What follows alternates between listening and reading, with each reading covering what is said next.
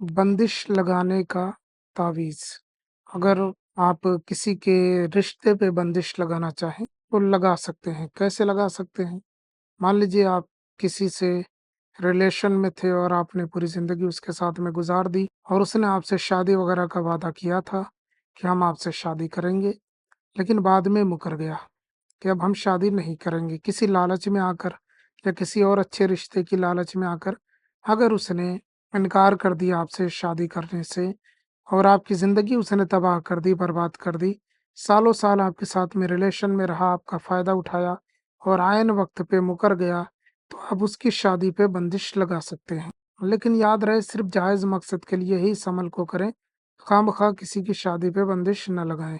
ये जायज़ मकसद मैंने बताया कि उसने आपका शोषण किया, उसने आपका इस्तेमाल किया, उसने आपका यूज़ किया और अब बदल गया। सालों के रिलेशन, सालों के वादे-वईद वो चंद मिनटों में, चंद घंटों में भूल गया और दूसरी शादी करने जा रहा है। रिश्तों पे बंदिश लगा सकते हैं या अगर आपकी मर्ज़ी आपके मर्ज़ी के खिलाफ कहीं शादी हो रही, मान लीजिए आप किसी और को पसंद करते हैं और आपकी शादी किसी और से हो रही है और आप वहाँ नहीं करना चाहते और माँ-बाप या घर वाले या अहले-खाना या अहले रिश्तेदार या अज़ीज़-ओ-अक़ारिब आपकी ज़बरदस्ती वहाँ पे शादी कराना चाहते हैं, तो भी आप इस अमल के ज़रिए से अपने ज़ाती रिश्ते पे बंदिश लगा सकते हैं, ताकि वहाँ पे शादी ना हो। अब ये चीज़ें आपको समझ में आ गई।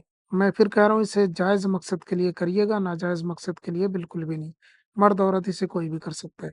बहुत तगड़ी बंदिश लगती है, करने का तरीका कुछ यूँ है कि आपको इस तरीके से एक बॉक्स बना लेना है। बनाने के बाद में सबसे पहले लिखना है अलिफ ये और ये नुक्ता है फ़े का। फिर उसके बाद में यहाँ पे अलिफ लिखना है, फिर ये ऐसे बना देना है, फिर ये काफ़ लिखना है 2 नुक्ते, फिर ये सीन, फिर ये 3 और 7 लिखना है, ठीक है? अब ये चूँकि देखें तावीज़ भी थोड़ा-सा अजीब-ओ-गरीब है लिखावट में इसकी, उल्टा-सीधा सा है, लेकिन आप बेफ़िक्र रहें ये ऐसे ही बनता है। जैसे मैंने बताया है वैसे बना लें, क्योंकि मैं करता रहता हूँ, बनाता रहता हूँ तो मुझे अंदाज़ा है। उसके बाद में जिसके रिश्ते पे बंदिश लगानी है, उसका नाम इसके नीचे लिख देना है उसकी माँ के नाम के साथ में। माँ का नाम मसलन मर्द है तो उसका नाम लिखें और बिन लगाकर फिर उसकी माँ का नाम लिख दें। औरत है तो उसका नाम लिखें और बिनते लगाकर उसकी माँ का नाम लिख दें। यहाँ मर्द हो, औरत हो, लड़का हो, लड़की हो किसी के लिए भी किया जा सकता है बिन या बिनते, उसी हिसाब से लगता है। बिन्त के माना अरबी में लड़की के होते हैं, तो बिनते लड़की के नाम के आगे लिखा जाएगा और बिन जो है लड़के के नाम के बाद लिखा जाएगा। और उसके बाद में अगर माँ का नाम ना पता हो तो फिर क्या करेंगे? देखिए अगर माँ का नाम नहीं पता है तो हव्वा लिख दें, जनाब हव्वा सबकी माँ है, ये लिख दें। लिखने के बाद में इस ताबीज़ को फ़ोल्ड करें, मोड़ने के बाद में इसे एक शीशी में बंद करें। शीशी कोई बोतल, कोई शीशी काँच की, लकड़ी की, लोहे की, पत्थर की, जिसकी भी मिल जाए।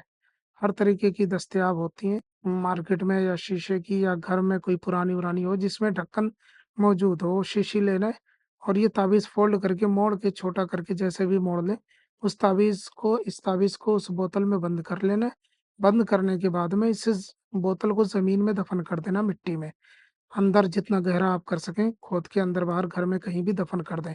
इंशाअल्लाह ताला रिश्ते पे बंदिश लग जाएगी और फिर ये रिश्ता वहाँ से नहीं होगा, जहाँ बंदिश लगी हुई है।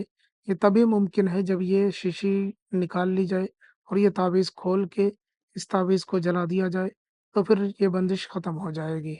या आप करके देखें, कोई मसला हो दिए गए नंबर पे राब्ता कर सकते हैं। इंशाअल्लाह ताला आपकी पूरी रहनुमाई होगी। अस्सलामु अलैकुम व रहमतुल्लाह।